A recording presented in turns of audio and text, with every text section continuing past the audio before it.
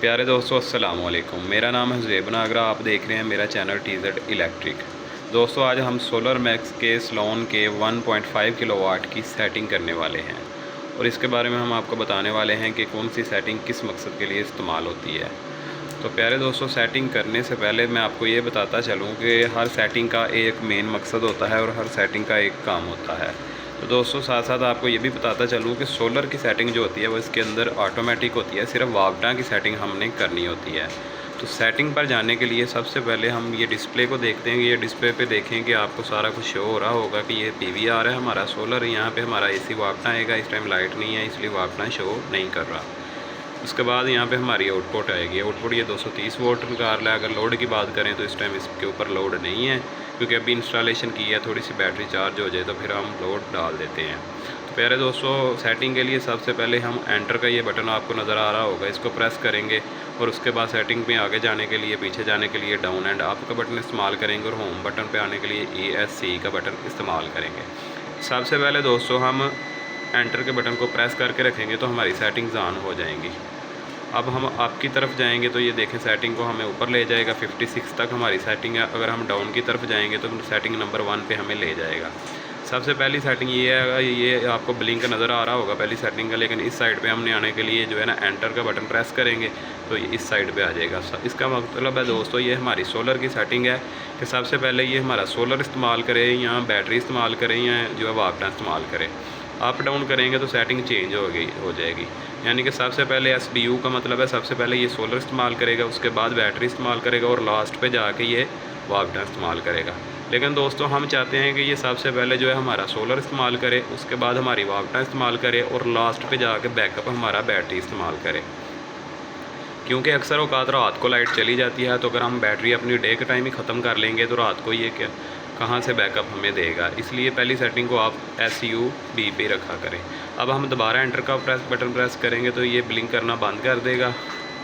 ठीक है, तो ये देखें सोलर, यूटिलिटी, बैटरी सेटिंग हमारी सेव हो चुकी थी।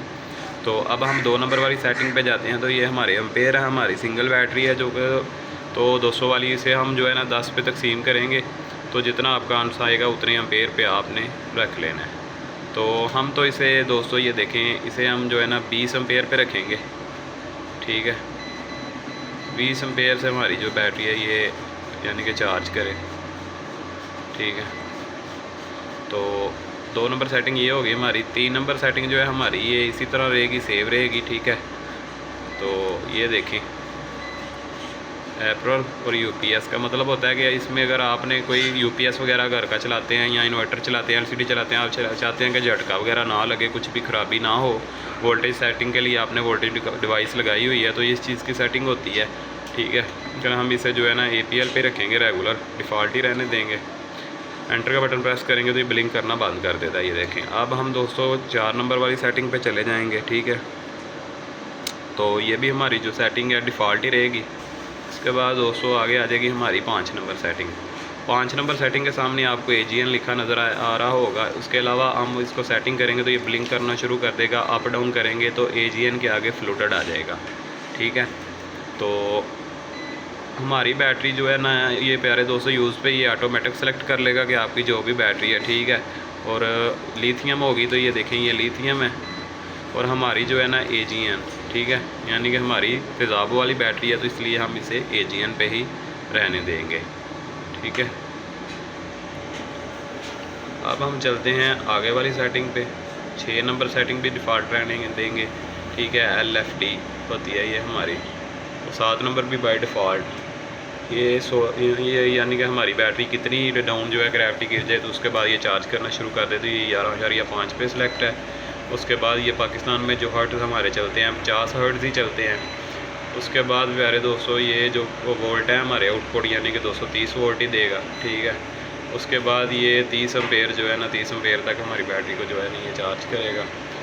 ठीक है, ये बाय डिफ़ॉल्ट रहने देंगे। 12 नंबर भी, 13 नंबर भी बाय डिफ़ॉल्ट रहना देंगे। 13.5 पे जाके ये जो है ना ट्रिप करा देगा।